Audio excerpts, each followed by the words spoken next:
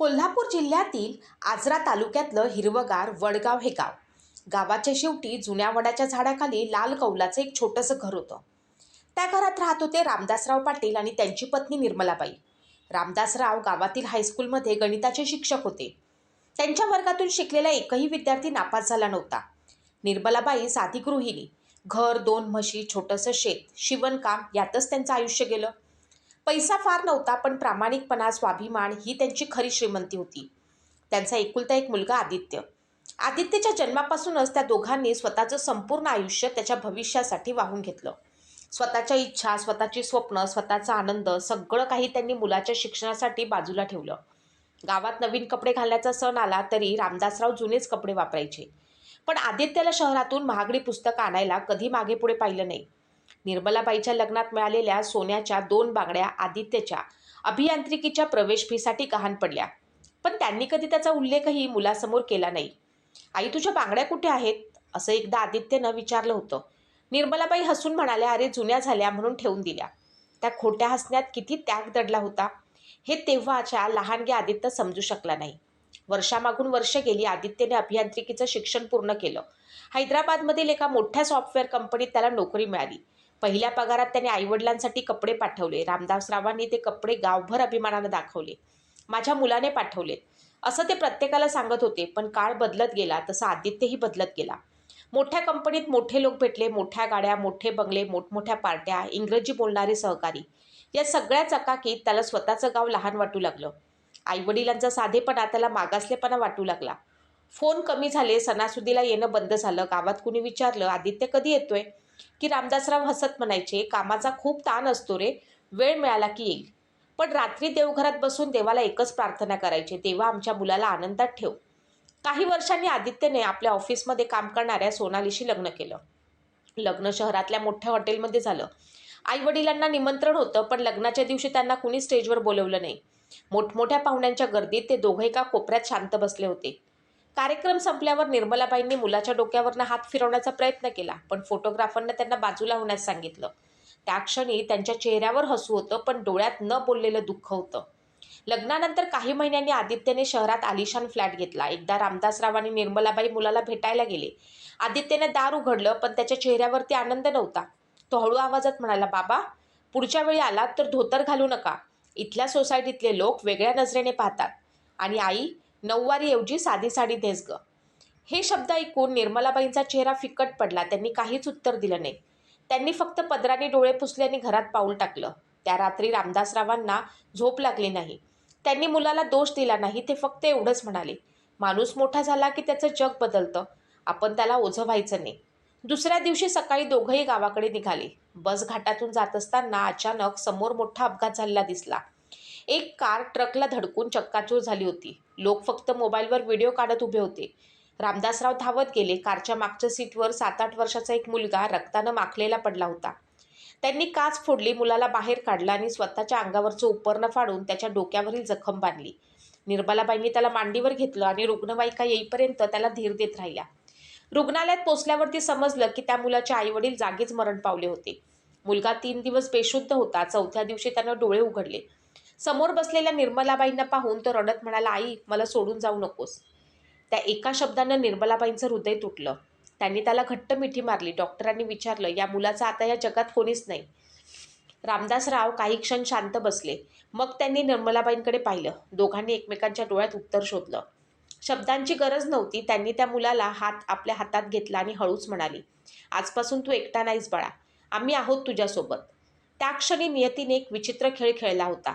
ज्यांचा स्वतःचा मुलगा जिवंत असूनही त्यांच्यापासून दूर गेला होता, त्याच्याच आयुष्यात आता एक अनोळखी मुलगा आला होता, जो पुढे त्यांच्या आयुष्याचा अर्थच बदलून टाकणार होता. रामदासराव निर्मलाबाईंनी त्या मुलाचं नाव विचारलं. डोळे पुसत तो हळू आवाजात म्हणाला, माझं नाव आरव. एवढंच बोलून तो पुन्हा रडू लागला. डॉक्टरांनी त्याला शांत केलं. पोलिसांनी नातेवाईकांचा शोध घेतला. वर्तमानपत्रात बातमी दिली. दूरदूरपर्यंत चौकशी केली. पण महिनाभर उलटूनही आरवला घरी नेण्यासाठी कोणीच आलं नाही. शेवटी न्यायालयाच्या परवानगीनंतर रामदासराव आणि निर्मलाबाईंनी त्याला दत्तक घेण्याचा निर्णय घेतला. गावात परतल्यावर काही जणांनी कौतुक केलं, काहींनी टोमणे मारले. स्वतःचा मुलगा शहरात लाखोंमध्ये कमावतोय आणि हे म्हातारपणी दुसऱ्याचं मूल वाढवायला निघाले. कुणीतरी म्हणालं, रामदासराव फक्त हसले.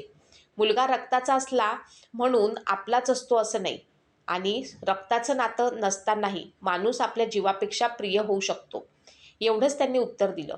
आरव हळूहळू त्या घरात रमू लागला. सुरुवातीला तो रात्री झोपेत घाबरून उठायचा, आई बाबा म्हणून रडत बसायचा. निर्मलाबाई त्याला कुशीत घ्यायच्या, डोक्यावरनं हात फिरवत म्हणायच्या, रडू नकोस बाळा, देवानं तुझे आईबाबा हिरावून घेतले असतील, पण तुला आम्हाला दिला आहे. काही महिन्यातच आरवच्या चेहऱ्यावर पुन्हा हसू दिसू लागलं. तो शाळेत जाऊ लागला, अभ्यासात हुशार होता, पण त्याहूनही मोठी गोष्ट म्हणजे त्याच्यावर झालेले संस्कार. रोज सकाळी उठल्यावर तो आधी रामदासराव आणि निर्मलाबाईंच्या पाया पडायचा. शाळेतून आला की घरची कामं करायचा. संध्याकाळी रामदासरावांसोबत बसून अभ्यास करायचा. गावातल्या प्रत्येक मोठ्या माणसाला तो नमस्कार करायचा. गावकऱ्यांना आश्चर्य वाटायचं, ज्याला जन्मदात्याचं प्रेम फार कमी वर्ष मिळालं, तो मुलगा इतका प्रेमळ कसा? इकडे हैदराबादमध्ये आदित्यचं आयुष्य मात्र वरून झगमगत असलं तरी आतून रिकामं होत होतं. मोठ्या पगाराच्या मागे धावताना त्यांनी मित्र, नाती आणि शांत झोप सगळंच गमावलं होतं. एका दिवशी कंपनीने अचानक मोठे कर्मचारी कपात जाहीर केली. अनेक वरिष्ठ कर्मचाऱ्यांसोबत आदित्यचंही नाव यादीत आलं. काही तासात त्याची नोकरी गेली. ज्या लोकांनी कालपर्यंत त्याच्या खांद्यावरती हात ठेवून मैत्री केली होती, त्यांनी फोन उचलणंही बंद केलं. बँकेच्या कर्जाचे हप्ते, घराचा खर्च, भविष्याची चिंता सगळं एकदम त्याच्या समोर उभं राहिलं. त्याचवेळी सोनाली गंभीर आजारी पडली. उपचारासाठी मोठ्या पैशांची गरज होती. आदित्यने अनेक मित्रांकडे मदत मागितली, पण प्रत्येकाने काही ना काही कारण सांगून नकार दिला. त्या रात्री तो एकटाच बाल्कनीत बसला होता. त्याच्या मोबाईलमध्ये वडिलांचा नंबर अनेक महिन्यांपासून जतन केलेला होता. बोट त्या नंबरवर गेलं, पण अहंकार अजूनही जिवंत होता. त्यानं फोन लावला नाही. त्याला कल्पना नव्हती की ज्या आईवडिलांना त्यानं आयुष्यात मागे सोडलं आहे, तेच त्याच्यासाठी अजूनही रोज देवाकडे प्रार्थना करत होते. महिने सरत गेले. सोनालीची तब्येत दिवसेंदिवस खालावत गेली. डॉक्टरांनी मोठ्या शहरातील विशेष उपचारांचा सल्ला दिला. त्यासाठी लाखो रुपये लागणार होते. आदित्यने आपली बचत संपवली, काही गुंतवणूक मोडली, गाडी विकली, पण तरीही पैशाची कमतरता भासत होती. एकेकाळी त्याच्या घरी रोज येणारे मित्र आता त्याचे फोनही उचलत नव्हते. त्या रात्री तो खूप वेळ शांत बसून होता. आयुष्यात पहिल्यांदा त्याला वडिलांचे शब्द आठवले, माणसानं पैसा कमवावा, पण माणसं गमावून नाही. त्यावेळी त्यानं त्या वाक्यावरती हसून दुर्लक्ष केलं होतं. आज त्याच वाक्याचं खरं वजन त्याला जाणवत होतं. इकडे वडगावात आरव आता 10वीत शिकत होता. अभ्यासात तो जिल्ह्यात अव्वल येत होता, पण त्याला त्याचा कधी गर्व वाटला नाही. शाळेतून घरी आल्यावर तो आधी रामदासरावांना औषध द्यायचा, निर्मलाबाईंना पाणी भरायला मदत करायचा, शेतात जाऊन छोटी मोठी कामं करायचा. गावातील लोक म्हणायचे, देवानं उशिरा का होईना, पण या दोघांना खरा मुलगा दिला. हे ऐकून रामदासरावांच्या चेहऱ्यावर समाधानाचं हास्य यायचं. पण रात्री देवासमोर बसल्यावर ते अजूनही आदित्यसाठी प्रार्थना करायचे. निर्मलाबाई अनेकदा विचारायच्या, ज्यानं आपल्याला विसरलं त्याच्यासाठी अजूनही एवढी काळजी का करता? रामदासराव हळूच म्हणायचे, आई वडिलांचं मन असंच असतं. लेकरू कितीही दूर गेलं तरी त्याच्यासाठी धडधडणं थांबत नाही. एका दुपारी अचानक पोस्टमनने एक नोंदणीकृत पत्र आणलं. ते बँकेचं होतं. आदित्यने घेतलेल्या घराच्या कर्जासाठी त्यानं गावची जुनी वडिलोपार्जित जमीन हमी म्हणून ठेवली होती. अनेक हप्ते न भरल्यामुळे आता ती जमीन जप्त होणार होती. पत्र वाचून निर्मलाबाईंच्या डोळ्यात पाणी आलं. आता काय करायचं, त्यांनी विचारलं. रामदासराव काही क्षण शांत राहिले. त्यांनी कपाटातून घराच्या कागदपत्रांची फाईल बाहेर काढली. ही जमीन विकावी लागली तरी चालेल, पण मुलाचं घर रस्त्यावर येऊ देता कामा नये. आरवने हे सगळं ऐकलं. तो म्हणाला, बाबा, ज्याने तुमची विचारपूसही केली नाही त्याच्यासाठी तुम्ही एवढं सगळं द्यायला तयार आहात? रामदासराव त्याच्याकडे पाहून हसले. बाळा, प्रेम हिशोब ठेवत नाही. आपण आईवडील आहोत. आपलं कर्तव्य परिस्थिती पाहून बदलत नाही. दुसऱ्या दिवशी रामदासराव शहरात गेले. त्यांनी आयुष्यभर जपलेली शेवटची जमीन विकली आणि मिळालेले पैसे थेट बँकेत भरले. आदित्यला एवढंच कळलं की त्याचं कर्ज अचानक फेडलं गेलं आहे, पण ते कोणी केलं याची कल्पना नव्हती. काही दिवसांनी तो बँकेत चौकशी करायला गेला. व्यवस्थापकांनी सहज सांगितलं, तुमचे वडील आले होते, त्यांनी स्वतः जमीन विकून संपूर्ण थकबाकी भरली. हे शब्द ऐकताच आदित्यच्या पायाखालची जमीन सरकली. त्याच्या डोळ्यासमोर वडिलांचा हसरा चेहरा, आईचं प्रेमाने भरलेला आवाज आणि स्वतःने केलेला अपमान एकामागोमाग एक उभा राहिला. अनेक महिन्यानंतर त्याच्या डोळ्यातून अश्रू वाहू लागले. त्यानं थरथरत्या हातानं मोबाईल काढला. वडिलांचा नंबर अजूनही तसाच जतन केलेला होता. यावेळी त्यानं कॉल करण्यासाठी बोट पुढे केलं, पण दुसऱ्या क्षणी मोबाईल वाजला. स्क्रीनवरती अनोळखी नंबर चमकत होता. त्यानं फोन उचलला. समोरून घाईघाईनं आवाज आला, तुम्ही आदित्य बोलताय का? तुमचे वडील रामदासराव यांना अचानक छातीत तीव्र दुखू लागलं आहे. आम्ही त्यांना जिल्हा रुग्णालयात घेऊन जात आहोत. शक्य तितक्या लवकर या. फोन हातातून निसटून खाली पडला. आयुष्यात पहिल्यांदाच आदित्यला जाणवलं की काही नाती अशी असतात ज्यांची किंमत त्यांना गमावण्याची वेळ आल्यावरच समजते. फोन कट होताच आदित्य अक्षरशः धावतच घराबाहेर पडला. सोनालीनं त्याच्या डोळ्यातील भीती पाहिली आणि काहीही न विचारता त्याच्यासोबत निघाली. अनेक वर्षांनी तो आपल्या गावाच्या दिशेनं जात होता, पण यावेळी मनात अभिमान नव्हता, तर एकच भीती होती, देवा माझे बाबा सुखरूप असू दे. रात्रभराचा प्रवास करून तो सकाळी जिल्हा रुग्णालयात पोचला. आयसीयूच्या बाहेर निर्मलाताई शांतपणे बसल्या होत्या. त्यांच्या डोळ्याखाली काळी वर्तुळं होती. अनेक तासांच्या रडण्याने त्यांचे डोळे सुजले होते. त्यांच्या शेजारी उभा असलेला तरुण डॉक्टरांशी बोलत होता. तोच आरव होता. आता तो उंच, देखणा आणि आत्मविश्वासू झाला होता.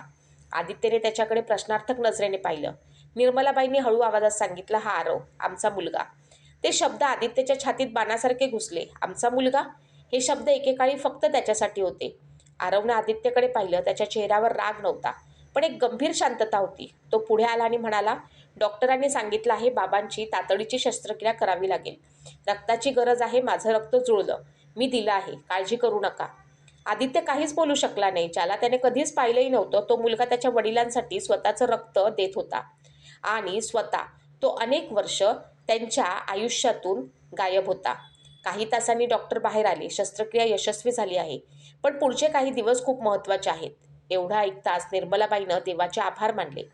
त्या रडतच बाकावर बसल्या. सोनाली त्यांच्या जवळ गेली. पहिल्यांदाच त्यांच्या मांडीवर डोकं ठेवून रडू लागली. आई, आम्ही खूप चुकलो. निर्मलाबाईंनी तिचे केस कुरवाळले. त्या काही बोलल्या नाहीत. आईच्या मनात राग नसतो, फक्त माया असते. दुसऱ्या दिवशी रामदासराव शुद्धीवर आले. त्यांनी डोळे उघडले तेव्हा सर्वप्रथम त्यांना आरव दिसला, मग निर्मलाबाई दिसल्या आणि शेवटी कोपऱ्यात उभा असलेला आदित्य दिसला. काही क्षण दोघांची नजरानजर झाली. आदित्यला त्यांच्यासमोर उभं राहण्याचं धाडस होत नव्हतं. तो हळूहळू पुढे आला. पलंगावरती गुडघ्यावर बसला. थरथरत्या हाताने वडिलांचा हात हातात घेत म्हणाला, बाबा, मला माफ करा. मी तुमचा मुलगा होण्याच्या लायकीचा नाही. एवढं बोलून तो लहान मुलासारखा रडू लागला. रामदासरावांनी अशक्त हाताने त्याच्या डोक्यावरती हात ठेवला. अरे वेड्या, मुलाला माफ करायचं नसतं. मुलाला फक्त परत जवळ घ्यायचं असतं. त्या एका वाक्यानं आयसीयूतील प्रत्येकाच्या डोळ्यात पाणी आलं. आदित्यनं वडिलांच्या हातावरती डोकं ठेवलं. त्याला आठवत होतं, तोच हात त्याला लहानपणी चालायला शिकवत होता, पडल्यावरती उचलत होता, अभ्यास करताना पाठीवरनं फिरत होता आणि त्यानेच त्या हाताचा अनेक वर्ष अपमान केला होता. तेवढ्यात आदित्यची नजर आरवकडे गेली. तो शांतपणे मागे उभा होता. आदित्य त्याच्या जवळ गेला. काही क्षण तो काहीच बोलू शकला नाही. शेवटी त्यानं आरवला घट्ट मिठी मारली आणि म्हणाला, मी जन्मानं त्यांचा मुलगा आहे, पण खरा मुलगा तू निघालास. आरवच्या डोळ्यातही पाणी आलं. तो हसत म्हणाला, नाही दादा, आईबाबांचं हृदय इतकं मोठं आहे की त्यात आपल्यासाठी दोघांसाठीही जागा आहे. त्या क्षणी निर्मलाबाईंनी दोघा मुलांकडे पाहिलं. एका मुलाला त्यांनी जन्म दिला होता, दुसऱ्याला त्यांनी माया दिली होती, पण त्या दोघांवरचं प्रेम मात्र सारखंच होतं. त्यांच्या डोळ्यातून वाहणारे अश्रू हे दुःखाचे नव्हते. अनेक वर्षांनी पुन्हा एकदा आपलं कुटुंब पूर्ण झाल्याचा आनंद होता. रामदासरावांना रुग्णालयातून घरी आणल्यावरती घराचं वातावरण पूर्णपणे बदललं. अनेक वर्षांनी त्या घरात पुन्हा हसण्याचे आवाज घुमू लागले. आदित्यने हैदराबादला परत जाण्याचा निर्णय पुढे ढकलला. तो रोज सकाळी वडिलांना औषध द्यायचा, आईसोबत अंगण झाडायचा, शेतात फेरफटका मारायचा. लहानपणीच्या घरातून मोठी स्वप्न घेऊन तो बाहेर पडला होता. त्याच घरात त्याला आता आयुष्याचा खरा अर्थ सापडत होता. एका संध्याकाळी तो अंगणात बसला होता. रामदासराव जुन्या झोपाळ्यावरती बसून चहा पित होते. आदित्य त्यांच्या जवळ गेला आणि म्हणाला, बाबा, मी इतकी वर्ष मोठा माणूस होण्याच्या मागे धावत राहिलो, पण आज समजलं की मोठं घर, मोठा पगार, मोठी गाडी यामुळे माणूस मोठा होत नाही. ज्यांच्यावर आशीर्वादावरती आपण उभे राहतो त्यांना विसरलो तर आपण कितीही उंच गेलो तरी आतून रिकामेच राहतो. रामदासराव हसले. त्यांनी शांतपणे उत्तर दिले, बाळा, आयुष्यात चूक प्रत्येकाकडनं होते, पण चूक मान्य करून बदलणारा माणूस खरा मोठा असतो. आम्हाला तुझ्यावर राग कधीच नव्हता, फक्त तू परत यावंस वाटत होतं. हे ऐकताच आदित्यच्या डोळ्यात पुन्हा पाणी आलं. त्याने आईवडिलांच्या पाया पडून एक वचन दिलं, आजपासून तुम्हाला पुन्हा कधी एकटं सोडणार नाही. काही महिन्यांनी आदित्यने शहरातील फ्लॅट विकला. गावातच आईवडिलांच्या घराजवळ एक छोटंसं पण सुंदर घर बांधलं. मात्र रामदासरावांनी एक अट घातली. ते म्हणाले, आपण सगळे वेगवेगळ्या घरात नाही राहणार, एकाच अंगणात राहू. कारण भिंती घर वेगळं करतात, पण अंगण माणसं जोडतं. सगळ्यांनी ती अट आनंदाने मान्य केली. आरवने पुढे वैद्यकीय शिक्षण पूर्ण केलं. डॉक्टर झाल्यावरती मोठ्या शहरात जाण्याऐवजी त्यानं आपल्या जिल्ह्यातच एक रुग्णालय सुरू केलं. रुग्णालयाच्या प्रवेशद्वाराजवळ त्याने एक फलक लावला होता, हे रुग्णालय माझे आईबाबा रामदासराव आणि निर्मलाबाई यांना समर्पित आहे. त्यांनी मला जन्म दिला नाही, पण जगायला शिकवलं. तो फलक पाहून अनेकांच्या डोळ्यात अश्रू यायचे. उद्घाटनाच्या दिवशी संपूर्ण गाव जमलं होतं. मंचावरती सरपंच, अधिकारी, अनेक मान्यवर उपस्थित होते.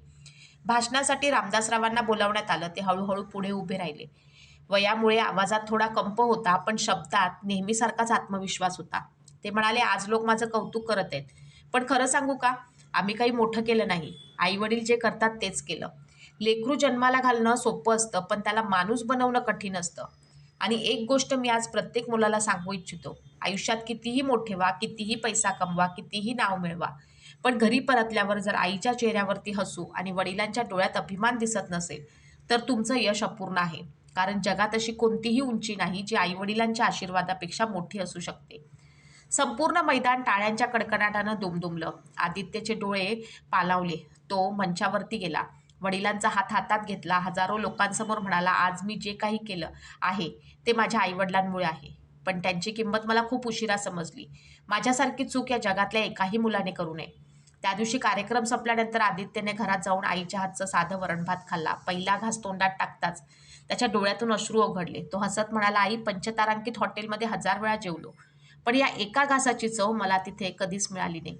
निर्मलाबाई हसल्या. त्यांनी मुलाच्या डोक्यावरनं हात फिरवला. त्या स्पर्शात वर्षानुवर्षाची प्रतीक्षा, वेदना, माया, क्षमा सगळं सामावलेलं होतं. त्या संध्याकाळी अंगणात तुळशीपाशी दिवा लावला गेला. रामदासराव झोपाळ्यावर बसले होते. त्यांच्या एका बाजूला आदित्य, दुसऱ्या बाजूला आरव बसला होता. निर्मलाबाई ओवाळणीचं ताट घेऊन आल्या. क्षणभर त्या दोघा मुलांकडे पाहत राहिल्या. त्यांच्या चेहऱ्यावरती एक शांत स्मित उमटलं. देवानं त्यांना एक मुलगा दिला होता, नियतीनं दुसरा. एकानं त्यांना जन्माचं नातं दिलं होतं, दुसऱ्यानं मायेचं. पण शेवटी दोघांनीही त्यांचं घर पुन्हा भरून टाकलं होतं. त्या रात्री रामदासरावांनी देवासमोर हात जोडले आणि मनोमन म्हणाले, देवा, आम्हाला आयुष्यात धन फारसं दिलं नाहीस, पण शेवटी आमचं कुटुंब परत दिलंस. यापेक्षा मोठी श्रीमंती कोणती? आईवडिलांचं प्रेम कधीच संपत नाही. मुलगा कितीही दूर गेला, कितीही चुकला, तरी परतीसाठी त्यांच्या घराचं दार आणि हृदय कायम उघडच असतं. पण ज्या दाराची किंमत ते बंद होण्यापूर्वी ओळखली तर आयुष्य खरंच खूपच सुंदर होतं. तुम्हाला ही कथा कशी वाटली?